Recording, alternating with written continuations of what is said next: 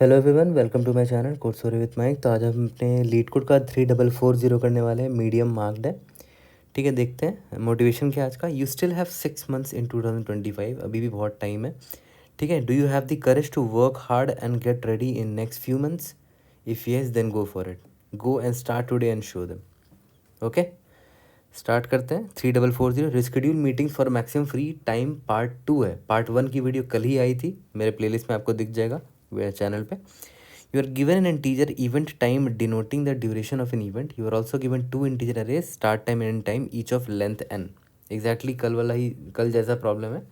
Same input parameters they रखा है। These represent the start and end times of n non-overlapping meetings that occur during the event between time 0 and time is equal to event time, where the ith meeting occurs during the start time I to end time I. You can reschedule, देखो यहाँ पर बस ये different क्या है यहाँ पर, you can reschedule at most one meeting.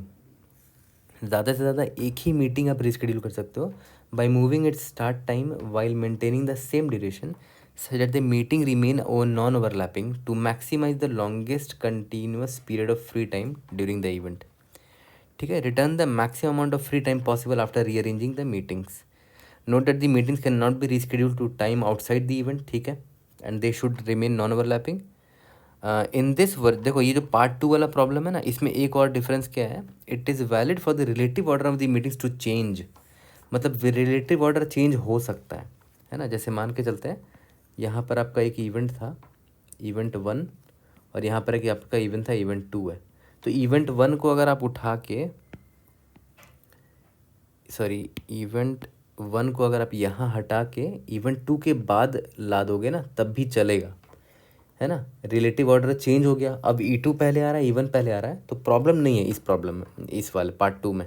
इसमें बोला कि रिलेटिव ऑर्डर भी चेंज हो सकता है, आप किसी इवेंट को उठा के कहीं पर भी डाल सकते हो डायरेक्टली। ओके।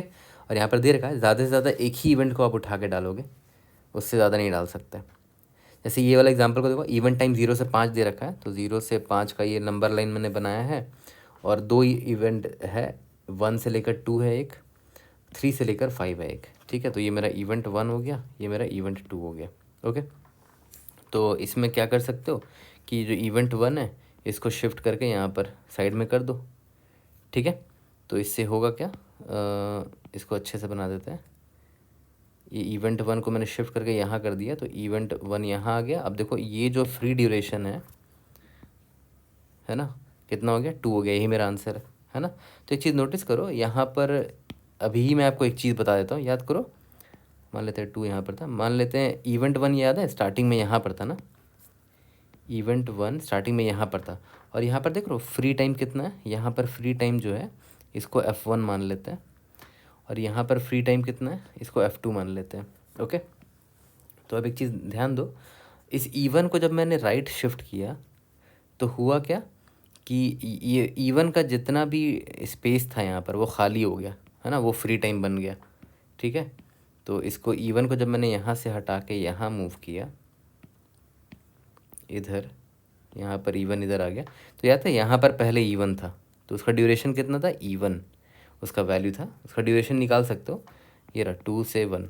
तो और पहले फ्री गैप F1 था, और अब ये वाला गैप एक्स्ट्रा ऐड हो गया है ना, उसको मान लेते हैं, इसका ड्यूरेशन D1 मान लेते हैं, जो E1 का ड्यूरेशन था D1। तो अब मेरा देख रहे हो गैप बढ़ गया है, 1 + 1 दैट इज़ 2 हो गया। ओके। ठीक है। मतलब यहाँ पर मैं बस यही बताना चाह रहा था कि E1 जब यहाँ से हटा ना, तो E1 का जितना ड्यूरेशन था उतना ही का यहाँ पर गैप बन चुका है, फ्री टाइम बन चुका है। ठीक है। इसको ड्यूरेशन E1 का देख लेते हैं, ड्यूरेशन कितना था, 2 - 1 था, तो मतलब यहाँ पर 1 साइज़ का गैप बनेगा या फ्री एरिया बनेगा। ठीक है, यहाँ तक क्लियर है। एक और एग्जांपल देख लेते हैं। इवेंट टाइम 10 दे रखा है, और ये 3 इवेंट दे रखे हैं, E1, E2, E3। अब यहाँ पर एक चीज़ ध्यान दो कि ये अभी जो मेरे पास फ्री गैप है उसका वैल्यू देखो तो कितना है, यहाँ पर 6 है, यहाँ पर 1 है। तो लॉन्गेस्ट लॉन्गेस्ट कंटिन्यूअस जो फ्री टाइम अवेलेबल है वो ये है, उसका वैल्यू 6 है। ठीक है। बट अगर आप इस E1 को मूव कर दोगे ना, यहाँ से इधर मान लेते मूव कर दिया आपने, तो देखो यहाँ पर एक्स्ट्रा ऐड हो गया कितना, खुद सोचो कितना ऐड हुआ होगा यहाँ पर, इधर एक्स्ट्रा कितना ऐड हुआ होगा, जितना यहाँ पर इवन का ड्यूरेशन था, तो इवन का ड्यूरेशन कितना था, 1 था, है ना। तो पहले 6 था, अब यहाँ पर ये भी जुड़ गया है, तो 6 + 1 दैट इज़ 7। तो यहाँ पर मेरा आंसर 7 है। ठीक है, यहाँ तक क्लियर है। और ज़्यादा से ज़्यादा एक ही इवेंट को आप मूव कर सकते हो, तो एक ही इवेंट को बस मैंने मूव किया, तो मुझे एक बेटर आंसर मिल गया 7। ओके, देखते हैं हमारा थॉट प्रोसेस क्या होगा। उससे पहले मैं आपको बता देता हूँ कि कल ही मैंने ये वाले वीडियो अपलोड की थी, पार्ट 1। ये पार्ट 1 है, आज वाले प्रॉब्लम का पार्ट 1 है। तो इस वीडियो को देख लेना, गूगल यूट्यूब में सर्च मारोगे तो ये वीडियो मिल जाएगा आपको। तो वहाँ पर आपको याद होगा, मैंने आपको बताया था कि जब आपको इवेंट्स दे रखे हैं ना, तो इवेंट की मदद से आप वो निकाल सकते हो कि बीच में जो फ्री टाइम्स हैं वो निकाल सकते हो, है ना। तो मान के चलते ये एग्जांपल है आपका, इवेंट 1 है मान लेते हैं, इवेंट 2 है, ये इवेंट 3 है, इवेंट 4 है, ये इवेंट 5 है। तो इसकी वजह से, इन इवेंट्स की वजह से बीच बीच में जो गैप्स बने हैं, मतलब फ्री टाइम्स बना है, तो उसको मैं F1 मान लेता हूँ, F2 मान लेता हूँ, F3 मान लेता हूँ, F4 मान लेता हूँ, F5 मान लेता हूँ, यहाँ पर F6 मान लेता हूँ। तो याद है पार्ट 1 वाले वीडियो में, इसमें हमने यहाँ पर क्या किया था, एक अरे बना लिया था, जिसको हमने क्या नाम दिया था कि फ्री एरे जो होता है उसका एक अरे बना लेते हैं। ठीक है, यानी कि F1 हो गया, F2 हो गया, F3 हो गया, F4 हो गया, F5 हो गया, F6 हो गया। तो ये यहाँ तक तो आपको पता ही होगा, है ना, ये वाला पार्ट, क्योंकि हमने यहाँ भी किया था। तो यहाँ पर भी हमने क्या किया, एक फ्री एरे बना दिया, जिसमें हमने सिर्फ क्या किया, जितना भी फ्री गैप्स अवेलेबल है अभी करंटली, उनको स्टोर कर दिया। ओके, यहाँ तक क्लियर है। अब देखो, अब आते हैं इस प्रॉब्लम पे। इस प्रॉब्लम में एक पता है एक चीज़ सिंपल क्या है कि भाई आप एक ही इवेंट उठा सकते हो ज़्यादा से ज़्यादा। तो मान के चलते हैं आपने इवेंट E3 को शिफ्ट करने का प्लान किया, ठीक है। अब इवेंट E3 को आप शिफ्ट करोगे तो कहाँ कहाँ शिफ्ट कर सकते हो वो सोचो। पहला कि लेफ़्ट हैंड साइड में कहीं पर आपको फ्री एरिया मिलता है तो वहाँ पर भेजने की कोशिश करोगे। मान लेते हैं ये यहाँ पर जो फ्री एरिया है इधर डालने की कोशिश करोगे, या फिर यहाँ डालने की कोशिश करोगे, या फिर यहाँ डालने की कोशिश करोगे, या फिर यहाँ डालने की कोशिश करोगे। ठीक है, कहीं पर भी डाल सकते हो। या फिर देख लो यहाँ पर लेफ्ट हैंड साइड में जो फ्री एरिया है यहाँ पर भी डाल सकते हो, राइट हैंड साइड में जो फ्री एरिया है यहाँ पर भी डाल सकते हो। ओके, क्योंकि हमारे रिलेटिव ऑर्डरिंग का हमारे पास टेंशन ही नहीं है, मैं इसको कहीं पर भी भेज सकता हूँ। बट एक चीज़ इंश्योर करना पड़ेगा कि मैं इसको जिस भी फ्री एरिया में डालूंगा, जैसे यहाँ पर फ्री एरिया देखो बहुत सारे हैं, F1 है, F2 है, F3 है, F4 है, F5 F6 है।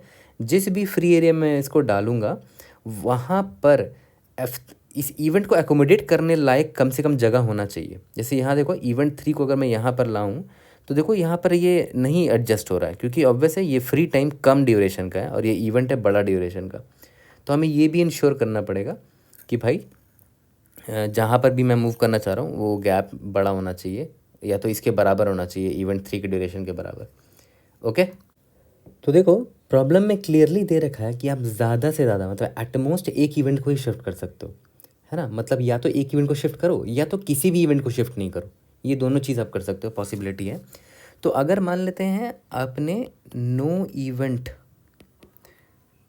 टच्ड, है ना, आपने किसी भी इवेंट को टच अगर नहीं किया तो होगा क्या, लॉन्गेस्ट फ्री टाइम आपको कहाँ दिख रहा है, यही सब लॉन्गेस्ट फ्री टाइम होंगे, कोई भी चेंज नहीं होगा क्योंकि आपने किसी इवेंट को टच नहीं किया है। तो लॉन्गेस्ट फ्री टाइम में आप क्या करोगे, इसका जो मैक्सिमम एलिमेंट होगा वो सबसे लॉन्गेस्ट फ्री टाइम अवेलेबल होगा, यानी कि longest continuous free time will be equal to max element from this free array.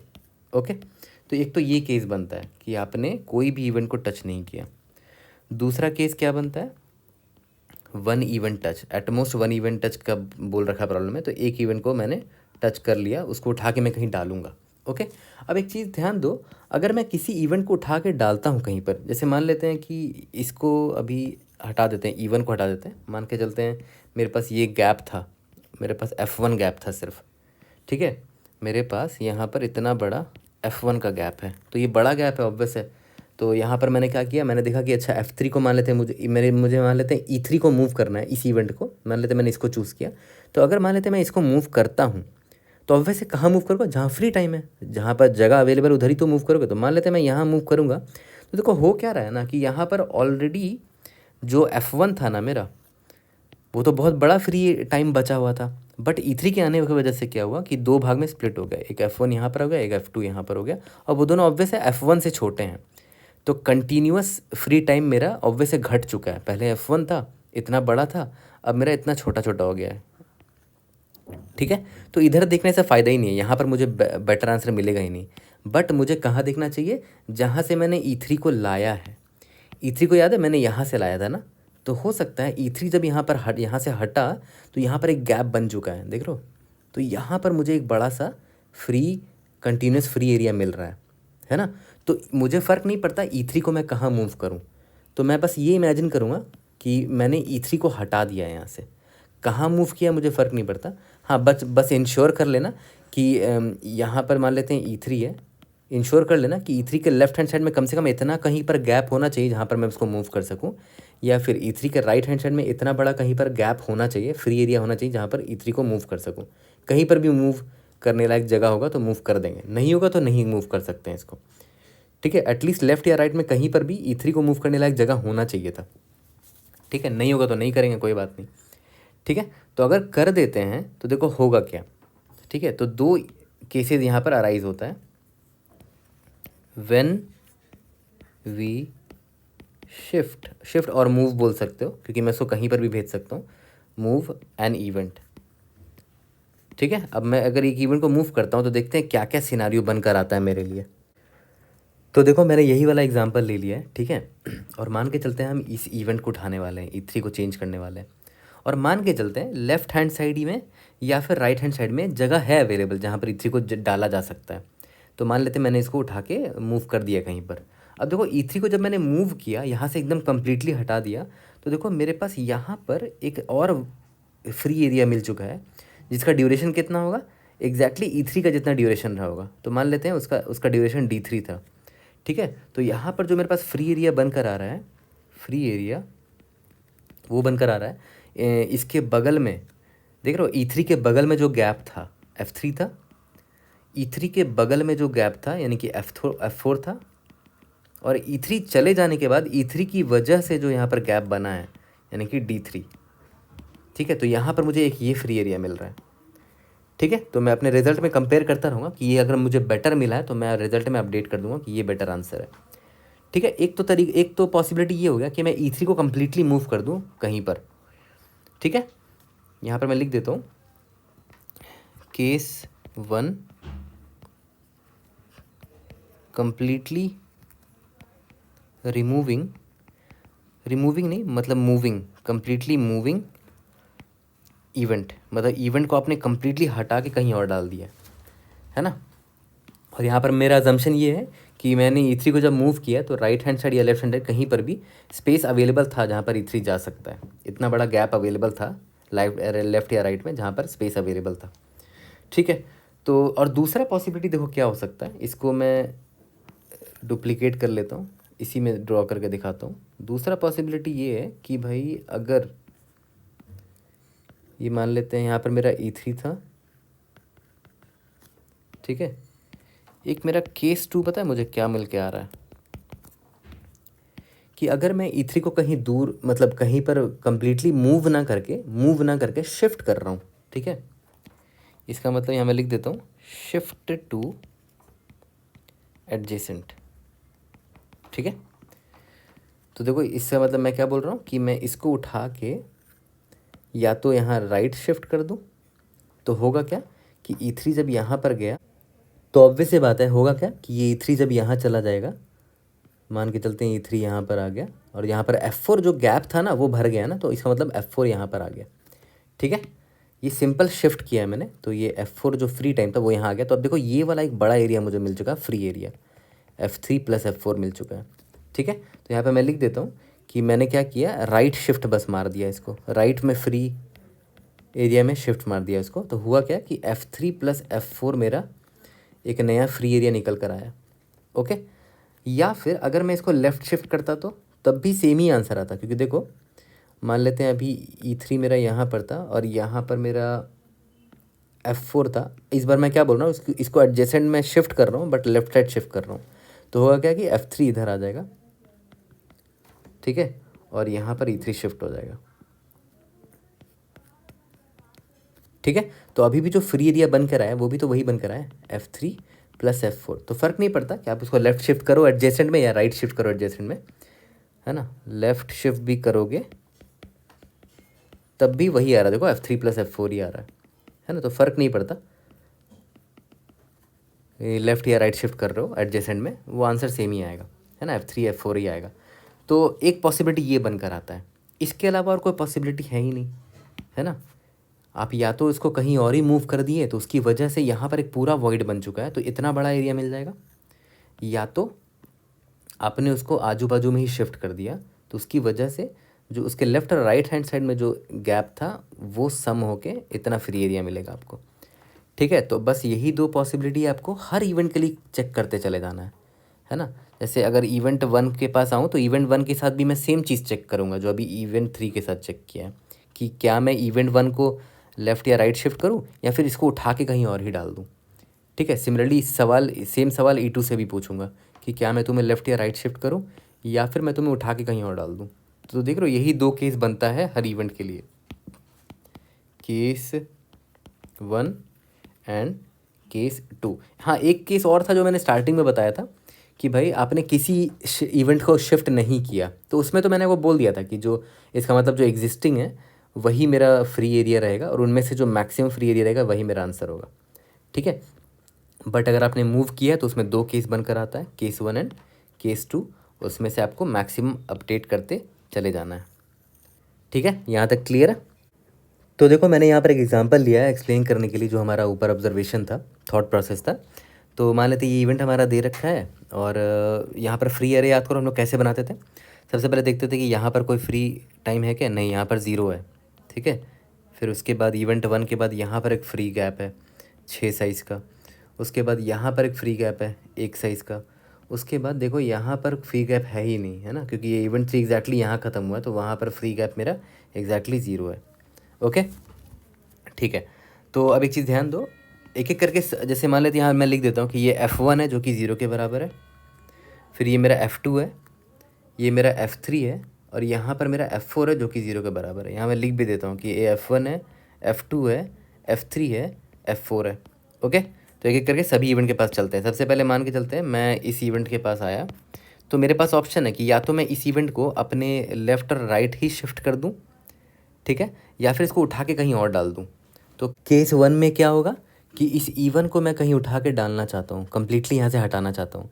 तो पहले देख लूँगा कि क्या लेफ़्ट हैंड साइड में कोई ऐसा स्पेस है जहाँ पर इवन समा सकता है। तो लेफ़्ट हैंड साइड में तो कोई स्पेस है ही नहीं।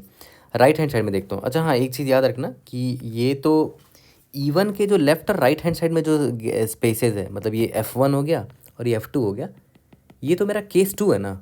ये मेरा केस 2 के लिए है कि मैं इनको अगर राइट और लेफ़्ट शिफ्ट कर दूँ, इवन को अगर मैं लेफ़्ट शिफ्ट करूँ या राइट शिफ्ट करूँ, तो ये F1 F2 उसके लिए। अभी जो मैं क्या ढूंढ रहा हूँ, अभी मैं ये ढूंढ रहा हूँ कि राइट हैंड साइड में, मतलब यहाँ पर कहीं पर कोई स्पेस है जहाँ पर मैं इवन को डाल सकता हूँ।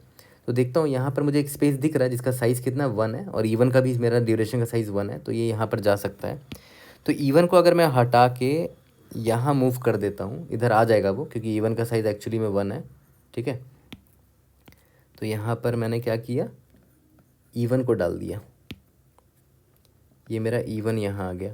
अब उसकी वजह से हुआ क्या, केस 1 में मेरा देखो तो मेरा जो मुझे एरिया फ्री एरिया मिला है, तो वो कितना मिला है, F1 जो भी था प्लस इवन का ड्यूरेशन कितना था याद है, इसको D1 मान लेते हैं, D1 plus right hand side में जो F2 था मेरा, F2, ठीक है। F1 मेरा 0 है, D1 मेरा कितना था 1 था और F2 मेरा कितना है 6 है, तो आंसर आ गया 7। और साफ साफ आपको दिख भी रहा होगा कि ये पार्ट जो है देखो इसका 7 लेंथ है ना, 7 लेंथ का आपको फ्री एरिया मिल गया। तो अब मैं रिजल्ट में लिख दूंगा कि हो सकता है ये मेरा बेस्ट आंसर हो, तो मैं यहाँ 7 लिख देता हूँ अभी के लिए।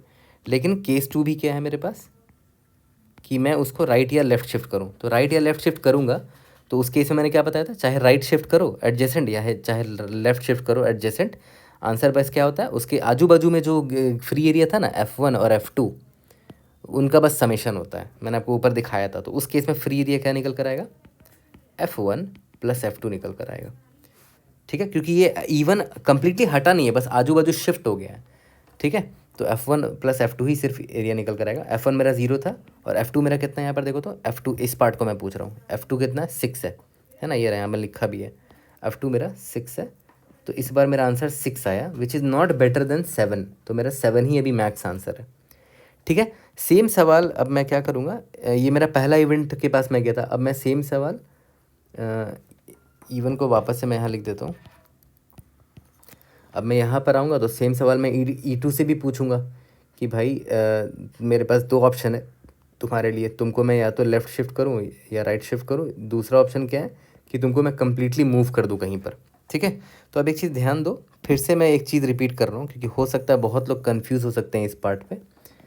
अब देखो ध्यान देना मैं क्या बोल रहा हूँ। जब मैं E2 के पास आया तो E2 का जो एडजेसेंट वाला पार्ट है, E2 का एडजेसेंट कौन है देखो तो F3 है और F4 है। तो ये वाला पार्ट जो है इसको इसमें जो F2 F3 है वो एडजेसेंट वाले केस के लिए आएगा, केस 2 के लिए F1 एंड F2। मतलब अगर मैं एडजेसेंट में शिफ्ट कर दूं E2 को, चाहे यहाँ चाहे यहाँ, लेकिन मुझे कम्प्लीटली मूव करना है तो मुझे लेफ़्ट हैंड साइड में पहले देखूंगा कि जगह है क्या E2 के लिए। तो लेफ़्ट हैंड साइड में मैं F2 नहीं चेक करूँगा, लेफ़्ट हैंड साइड में F2 के बाद जितने भी फ्री गैप्स हैं उन पे चेक करूँगा। F2 के बाद जितने भी फ्री गैप्स हैं, एक ही फ्री गैप दिख रहा है F1, बट उसका साइज़ 0 है तो ऑब्वियसली E2 वहाँ नहीं जा सकता।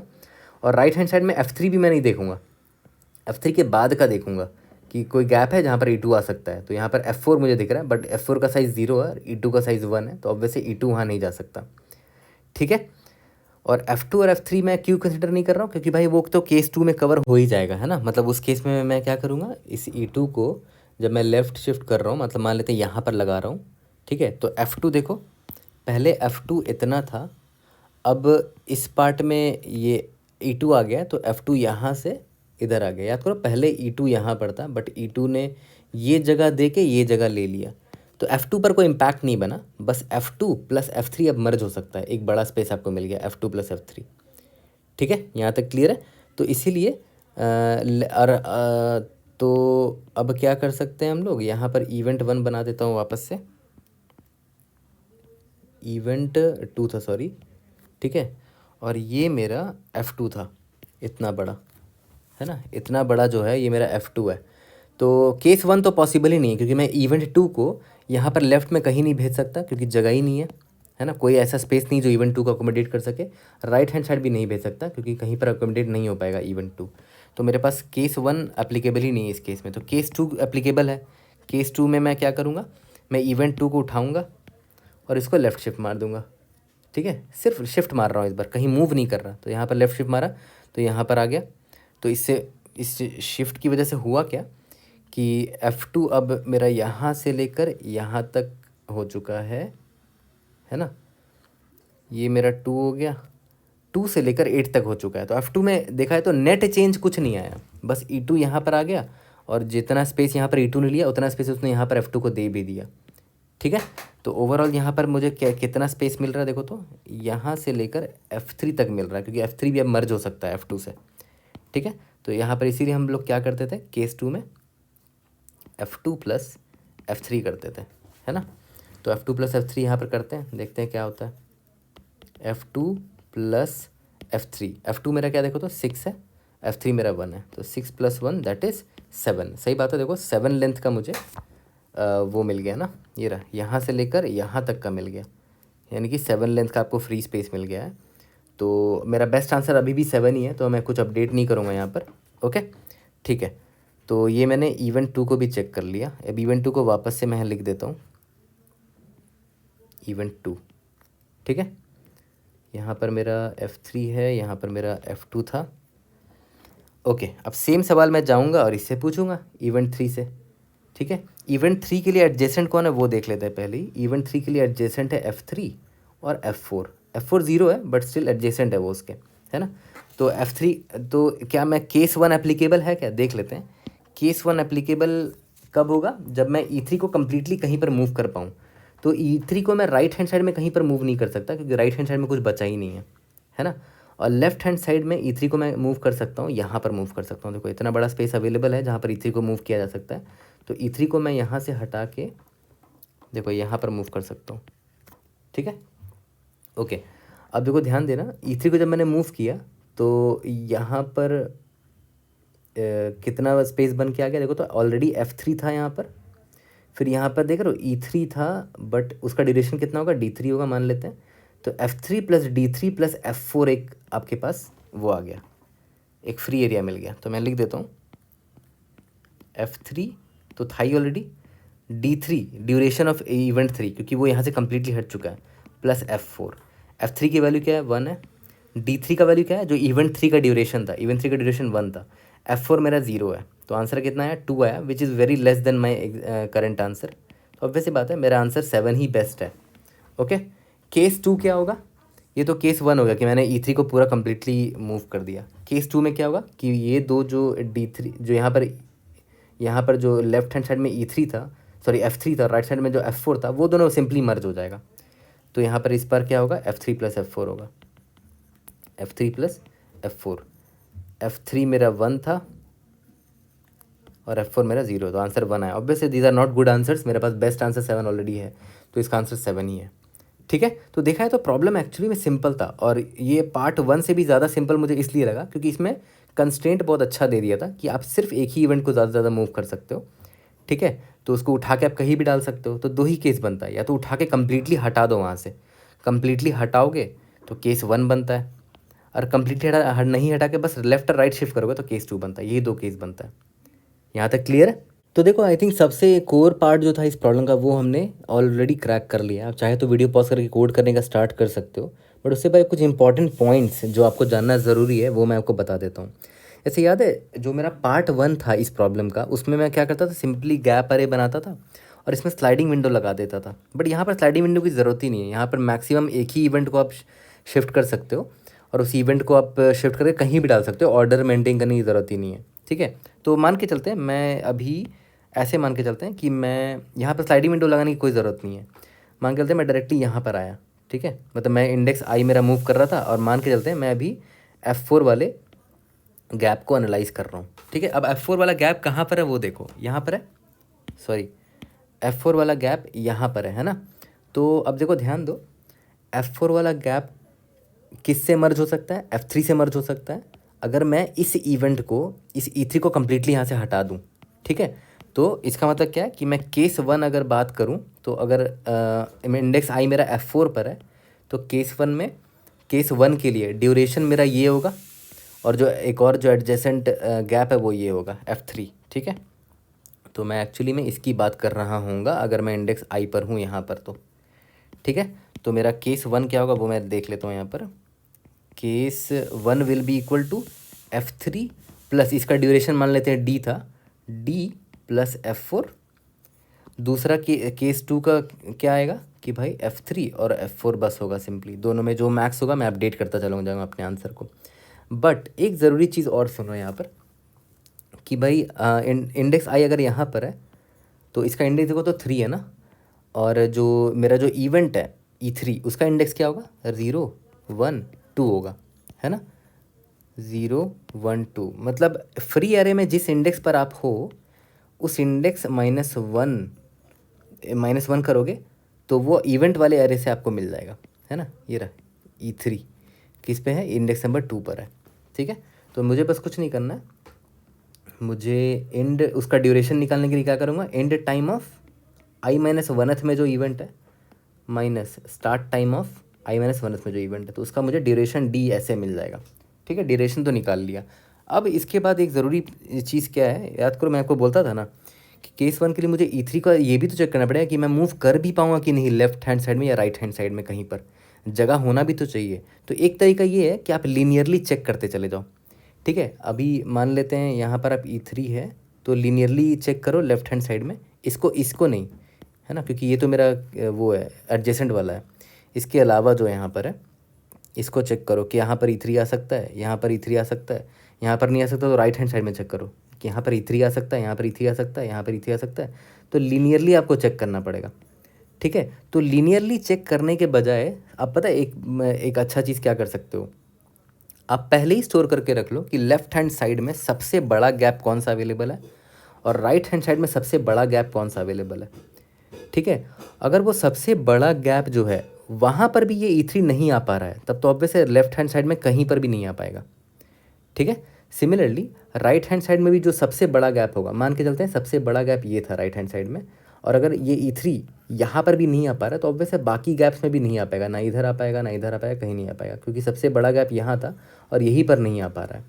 ठीक है, तो पता है इसके लिए हम लोग क्या करेंगे, लीनियरली सर्च करने के बजाय हम प्री कंप्यूट कर लेंगे। प्री कंप्यूट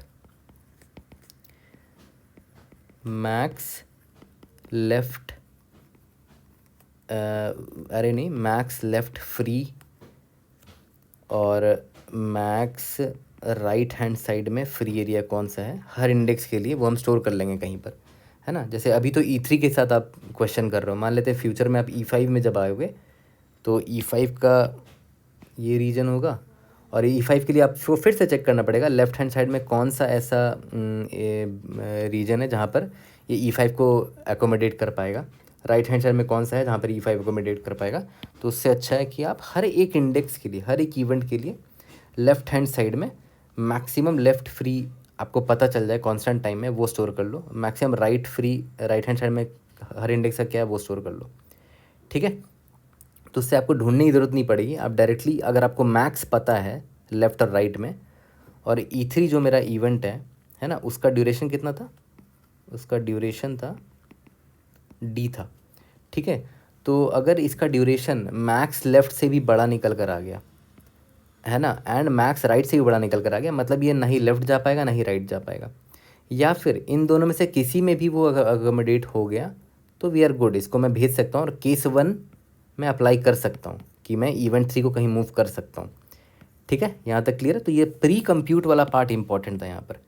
ठीक है, ताकि मैं लीनियरली सर्च करने के बजाय, जो स्पेस मुझे ढूंढना था इस इवेंट के लिए, लीनियरली सर्च करने के बजाय मैं डायरेक्टली इस प्री कंप्यूटेड एरे से निकाल पाऊँ कि लेफ्ट हैंड साइड में सबसे बड़ा जो भी है वहाँ नहीं आ पाए तो कहीं भी नहीं आ पाएगा। ओके, तो बस अब लास्ट चीज़ देख लेते हैं कि प्री कंप्यूट जो हम कर रहे थे ना, left max free right max free, वो कैसे करेंगे, उसका भी कोड मैं समझा देता हूँ, then will be good for coding. जैसे मान लेते ये वाला एग्जांपल लिया है मैंने, ठीक है, और इसका अगर मैं फ्री एरे बनाऊँ तो ऐसा बनेगा कुछ। ठीक है, तो मैं एक एरे ले लेता हूँ मैक्स राइट फ्री, और ये मैक्स राइट फ्री पता है क्या बताएगा आपको, मान लेते इंडेक्स आई यहाँ पर है।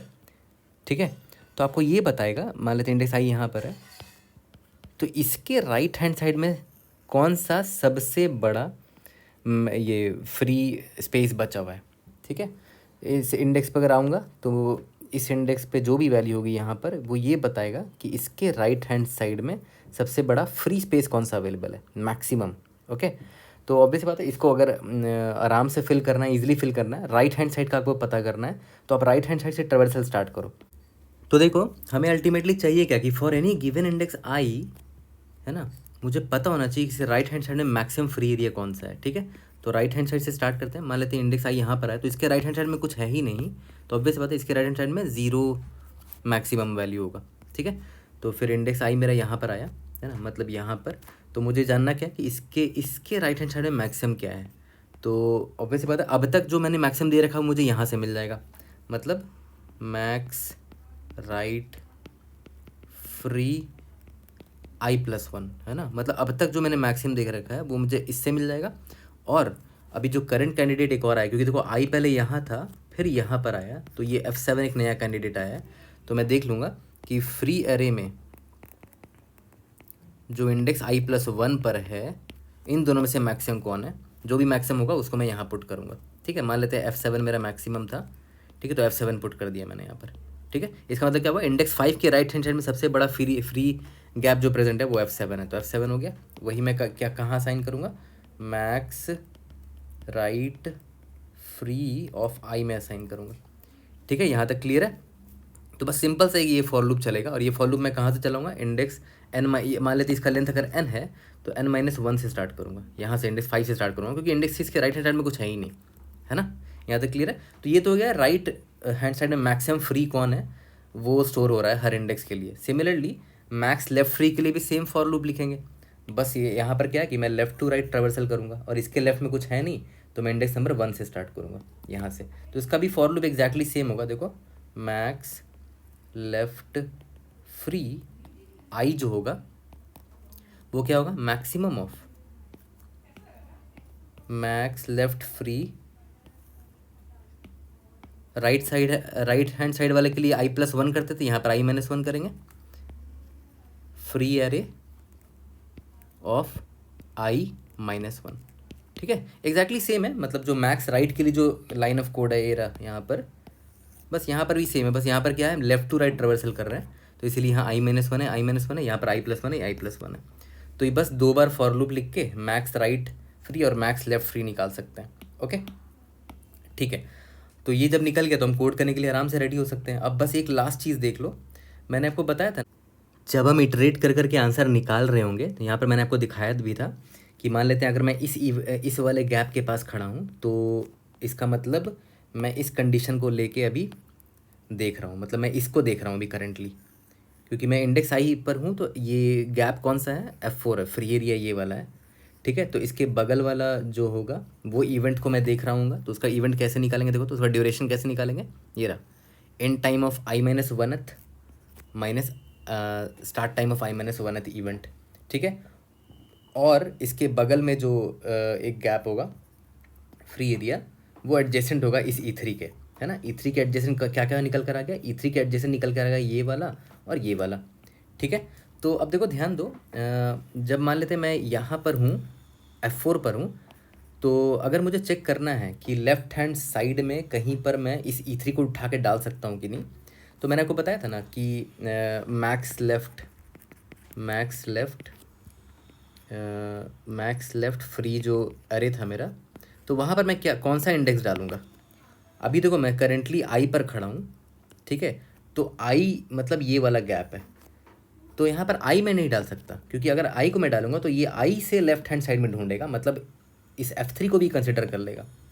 ठीक है, जबकि मैंने बोला कि F3 तो एडजेसेंट है, मुझे वो वाला केस 2 है मेरा एक्चुअली में, F3 और F4 तो केस 2 के लिए मैं यूज़ करता हूँ, है ना। केस 1 के लिए मतलब मुझे ये चाहिए यहाँ पर आउटसाइड में कोई गैप अवेलेबल है कि नहीं, उसका मैक्स वैल्यू निकालना है। तो एक्चुअली में मैं क्या करूँगा, आई माइनस वन करूँगा यहाँ पर, मैक्स लेफ्ट फ्री आई माइनस वन, क्योंकि देखो आई पर तो F4 है और आई माइनस वन पर F3 है, ये रहा आई माइनस वन। ठीक है, तो F3 के लेफ्ट हैंड साइड में कौन सा मैक्सिमम है वो ढूंढना था मुझे, और मैक्स लेफ्ट फ्री मुझे वही दे देगा। यहाँ तक क्लियर है, ओके। और अगर मैं आई पर खड़ा हूँ और राइट हैंड साइड में मुझे चेक करना है, तब मैं कैसे चेक करूँगा, मैक्स राइट हैंड साइड में फ्री ढूंढना है। तो ऑब्वियस बात है, ये F4 यहाँ पर है, तो राइट हैंड साइड में ये लोग हैं, F5 है, S6 है, ये सब है, तो उसके लिए सिंपली आई यूज़ कर लो। मतलब इस इंडेक्स आई वाला जो F4 है ना, ये रहा F4 है, इसके बाद वाले का मैक्स मुझे चाहिए। ठीक है, उस मैक्स से मुझे, मैं लेफ़्ट और राइट के मैक्स से चेक करूँगा कि ये E3 कहीं पर भी जा सकता है कि नहीं। ओके, तो ये एक क्रिटिकल पार्ट था जो कि गलती कर सकते हो कोड करते वक्त, इसलिए मैंने यहीं पर बता दिया है। ओके, लेफ्ट हैंड साइड में आई माइनस वन वाले से चेक करेंगे, राइट हैंड साइड में आई से चेक करेंगे। Okay, this was a very critical part, but I think हमने इस छोटे छोटे कंपोनेंट में तोड़कर इस प्रॉब्लम को बहुत ईजी बना दिया है। ओके, अब जब कोड करेंगे तो लाइन बाय लाइन एक्जैक्टली वही चीज़ रिपीट करेंगे जो समझाया गया है। जल्दी से कोड करते हैं, इसको फिनिश करते हैं। तो चलो जल्दी से इसका कोड कर लेते हैं। याद करो पार्ट 1 वाला जो कोड था वहाँ पर भी हमने फ्री अरे निकाला था, तो उसी को कॉपी पेस्ट में कर लेता हूँ ताकि मेरा टाइम सेव हो जाए। ये देखो ये मेरा गिटहब में अवेलेबल है, पार्ट 1 वाला कोड है ये। फ्री अरे वाला देखो पार्ट जो है ये यहाँ से लेकर यहाँ तक, है ना। फ्री अरे यहाँ पर मैं क्रिएट कर रहा हूँ, तो वो मैं डायरेक्टली यहाँ यूज़ कर लेता हूँ। ठीक है, तो फ्री अरे मैंने क्रिएट कर लिया है यहाँ पर। अब आगे बढ़ते हैं, तो इसके बाद पहले तो साइज़ निकाल लेते हैं। Int n is equal to free array dot size. ठीक है, vector of int max right free, इसका साइज़ n है 0, मैक्स राइट निकालेंगे। और एक और चीज़ मैंने क्या बोला था, मैक्स लेफ़्ट निकालेंगे, है ना, मैक्स लेफ़्ट फ्री। ओके, तो चलो दोनों को फिल करते हैं। आई थिंक दो कोड हमने ऑलमोस्ट लिख लिया था। I is equal to n minus two से होगा, I greater than equal to 0, I minus minus. ठीक है, max right free of I will be equal to maximum of max right free of I plus one. अब तक हमने right side में जितना maximum दे रखा है, और free array of I plus one में जो अभी करंट एलिमेंट मुझे दिखाया है राइट साइड में, वो उन दोनों में से जो भी बड़ा होगा वो मैक्स राइट फ्री में स्टोर हो जाएगा। ठीक है, अब सेम कोड मैं लिख देता हूँ मैक्स लेफ़्ट के लिए, बट उसमें क्या है कि लेफ़्ट टू राइट ट्रावर्सल करना पड़ेगा इंडेक्स 1 से। आई लेस देन n होगा और यहाँ पर आई प्लस प्लस होगा। ठीक है, मैक्स यहाँ पर मैक्स राइट की जगह मैक्स लेफ़्ट होगा, यहाँ पर मैक्स लेफ़्ट होगा, यहाँ पर ही मैक्स लेफ़्ट होगा, और लेफ़्ट साइड में निकाल रहे हैं तो आई माइनस वन होगा यहाँ पर। ठीक है, सब कुछ सेम है। ओके, यहाँ तक तो सब समझ में आ गया होगा। लास्ट में इंट रिजल्ट निकाल लेते हैं, result is equal to 0 for int i is equal to 1। अच्छा, यहाँ पे मैं लिख देता हूँ इटरेटिंग ऑन दी फ्री अरे, ठीक है। I is equal to 1, I is less than N, I plus plus. अब देखो, सबसे पहले मैंने क्या बोला था, क्या निकालूंगा कि भाई जो मेरा करंट मीटिंग है ना, करंट मीटिंग नहीं, करंट इवेंट लिख देता हूँ, ठीक है। अगर मैं इंडेक्स 1 वाले गैप पर हूँ, ठीक है, तो करंट इवेंट जो होगा उसके लेफ्ट हैंड साइड वाला होगा, मतलब इंडेक्स 0 वाला, मतलब start time and and time of i-1 minus start time of i-1। यहाँ तक क्लियर है? तो इससे मुझे ड्यूरेशन मिल जा रहा है, duration of event, that is D, ठीक है। डी मैंने स्टोर कर लिया। ओके, इसके बाद मुझे बस इतना चेक करना है कि जो करंट इवेंट है मैं इसको कहीं मूव कर सकता हूँ क्या। करंट इवेंट टाइम लिख लेते हैं इसको, ठीक है। करंट इवेंट ड्यूरेशन जो है, अगर ये लेस देन या equal to max of left hand side में जो भी मैक्सिमम है, यानी कि मैक्स लेफ्ट फ्री ऑफ, एक सेकेंड, मैक्स लेफ्ट फ्री, यहाँ पे मैंने क्या बोला था याद है, i-1 बोला था। ये चीज़ कंफ्यूज मत होना, ये मैंने आपको अच्छे से समझाया भी है, ठीक है। Similarly max right free of, max right free of I, है ना, यहाँ पर आई होगा। तो इन दोनों में से जो भी मैक्स है, किसी भी एक से वो छोटा हो जाता है या इक्वल हो जाता है, मतलब इसको मैं मूव कर सकता हूँ। तो एक्चुअली मैं यहाँ पर केस 1 की बात कर रहा हूँ, केस 1 मूविंग कम्प्लीटली आउट, है ना। इस इवेंट को कम्प्लीटली मैं यहाँ से हटा रहा हूँ, तो मेरा result will be equal to maximum of result comma, देखो क्या होगा, ध्यान देना यहाँ पर, जो फ्री एरे है मेरा, free array left hand side में जो आपका गैप बचा हुआ है वो i-1 पर होगा, प्लस इसका जो ड्यूरेशन है, इसकी वजह से बीच में एक गैप आया, प्लस फ्री एरे करंट जो मेरा आई है, जो करंट गैप जिसको मैं देख रहा था उसको मैंने यहाँ पर ऐड किया, ठीक है। यहाँ तक क्लियर है? Free array i-1, current event time, free array आई। ओके, ये तो मेरा केस 1 हो गया। और केस 2 मेरा क्या था, केस 2 शिफ्ट लेफ्ट और राइट, तो result will be equal to maximum of result comma free array of i-1 plus free array of I, है ना, मतलब लेफ्ट और राइट वाला जो गैप था उसको बस सिंपली मर्ज कर दो। ओके, यही दोनों केस 2 था। लास्ट में रिटर्न रिजल्ट कर देते हैं। Time completely clearly O of N दिख रहा है, स्पेस भी हमने ओ ऑफ एन लिया है, ठीक है। एक बार इसको रन करके देखते हैं, we should be able to pass all the test cases.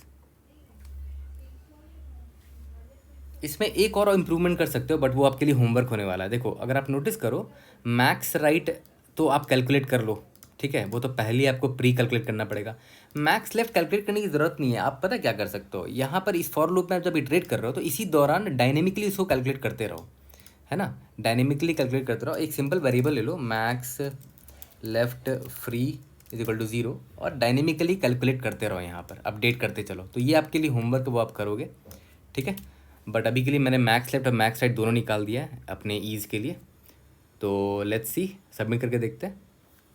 कोई भी डाउट होता है, read in the comment section, I try to help you out. My bad, यहाँ पर एक गलती कर दिया था, ये रहा मैक्स लेफ्ट फ्री, यहाँ पर भी लिख दिया था, यहाँ पर तो फ्री एरे होगा ना, इसको हटाता हूँ,